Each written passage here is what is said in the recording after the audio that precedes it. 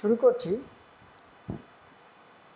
Class 10-এর তাপের ঘটনাসমূহ এই অধ্যায় অর্থাৎ চতুর্থ অধ্যায়ের এটা হচ্ছে 3 নম্বর ভিডিও, পর্ব 1C, অর্থাৎ কঠিনের প্রসারণ। এই কঠিনের প্রসারণ বিষয়ের উপর যে সকল ভিডিওগুলো হবে 1 থাকবে এবং তার যতগুলো পার্ট হবে ABCD।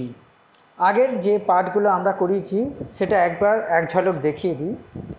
1-এতে আলোচনা করেছি তাপীয় প্রসারণ, দৈনন্দিন জীবনের অভিজ্ঞতার আলোকে কঠিন পদার্থের প্রসারণ, কঠিন তরল ও গ্যাসীয় পদার্থের প্রসারণের তুলনামূলক আলোচনা এবং সহজ প্রশ্ন নিয়ে আলোচনা করা হয়েছে। দৈনন্দিন জীবনের যে বিভিন্ন ব্যবহারিক প্রয়োগ অর্থাৎ আমাদের জীবনে যা যা ঘটে সেই বিষয়ের উপর 3টে প্রশ্ন নিয়ে আলোচনা করেছি বিস্তারিত। 1B এখানে আলোচনা করা হচ্ছে দ্বিধাতব পাত সম্পর্কে। দ্বিধাতব পাতের ব্যবহার, থার্মোস্ট্যাট অর্থাৎ থার্মোস্ট্যাট কীভাবে কাজ করে আর তাতে দ্বিধাতব পাতের ভূমিকাটা কি সেটা নিয়ে ডিটেলসে আলোচনা হয়েছে। অগ্নিসংকেত যন্ত্র ফায়ার অ্যালার্ম কীভাবে কাজ করে সেটা নিয়ে আলোচনা করেছি। এখন আলোচনা করব আরেকটা 12 নম্বর প্রশ্ন। আমি পরপর প্রশ্ন সিলেবাস ধরে ধরে পরপর কী কী প্রশ্ন হবে সেই প্রশ্ন নিয়েই এই ভিডিওগুলোতে আমি তুলে ধরার চেষ্টা করেছি। তোমরা এই প্রশ্নগুলো ধরে ধরে যদি তৈরি করো আশা করি পুরো সিলেবাসটা ঠিকঠাকভাবে পড়াশোনা করা সম্ভব হবে।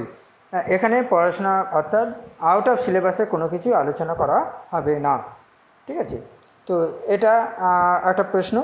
একটি পরীক্ষার সাহায্যে দেখাও যে একই উষ্ণতা বৃদ্ধিতে বিভিন্ন কঠিন পদার্থের প্রসারণ বিভিন্ন পরিমাণে হয়। অলরেডি আমরা এটা আলোচনা হয়ে গেছে। কিভাবে আলোচনাটা হয়ে গেছে না, 1B যারা মন দিয়ে দেখেছো আশা করি তারা বুঝতে পারবে যে এখানে পিতল ও লোহা দিয়ে তৈরি রিভেট করে যুক্ত করা হলো একটা দ্বিধাতব পাত। সেই দ্বিধাতব পাতে যদি কোনোভাবে উষ্ণতা বা তাপের সৃষ্টি করা যায়, কারেন্টের মাধ্যমে হোক বা মোমবাতির শিখা দিয়ে যদি দ্বিধাতব পাতকে উত্তপ্ত করা যায় তাহলে পাতটা এইভাবে বেঁকে যায়। এইভাবে বেঁকে যাওয়ার অর্থ হলো যে পিতলের যেহেতু প্রসারণ বেশি তাই বাইরের দিকে বেঁকে গেছে, লোহার প্রসারণ কম বলে ভেতরের দিকে বেঁকে গেছে। তো এটাই তো তোমার একটা পরীক্ষা বা পরীক্ষা প্রদর্শন, ঠিক আছে? তো এটাকেই যদি আমরা গুছিয়ে লিখতে পারি তাহলে এই প্রশ্নের উত্তর হয়ে যাবে। ঠিক কি লিখতে হবে সেটাই আমি তোমাদেরকে দেখাচ্ছি। এখানে দেখো প্রশ্নটা দেওয়াই হচ্ছে, একটি পরীক্ষার সাহায্যে দেখাও যে একই উষ্ণতায় বিভিন্ন কঠিন পদার্থের প্রসারণ বিভিন্ন পরিমাণে হয়। উত্তরটা খুব সোজা।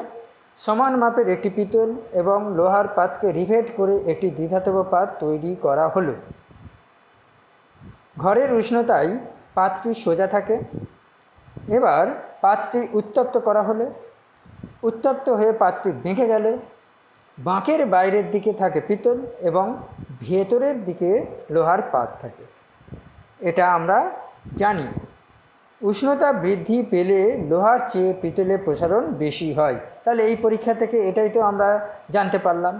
দেখো একদম চেনা সেই ছবি, এটা বেঁকে গেছে, পিতল বাইরে লোহা ভিতরে। বেশি কিছু বলার নেই, বেশি কিছু বোঝারও নেই। হ্যাঁ, এবারে সিদ্ধান্তটা কী লিখব? এটা তো পরীক্ষা করলাম, সিদ্ধান্ত কী লিখব? এই যে সিদ্ধান্ত বলে উল্লেখ করা আছে। আর এখানে কি করলাম একই উষ্ণতা বৃদ্ধিতে বিভিন্ন কঠিন পদার্থের প্রসারণ বিভিন্ন হয় সেটি প্রমাণ করার একটি পরীক্ষা। অত্যন্ত সহজ পরীক্ষা। সুতরাং দেখা গেল একই উষ্ণতা পরিবর্তনের ফলে বিভিন্ন কঠিন পদার্থের প্রসারণের পরিমাণও বিভিন্ন হয়। ব্যাস, ভেরি সিম্পল, এটুকুই লিখতে হবে। তো আজকের এই ভিডিওটায় এই একটি প্রশ্ন নিয়ে আমি আলোচনা করলাম। হ্যাঁ, তো এটুকুই ভালো করে করো। ওকে।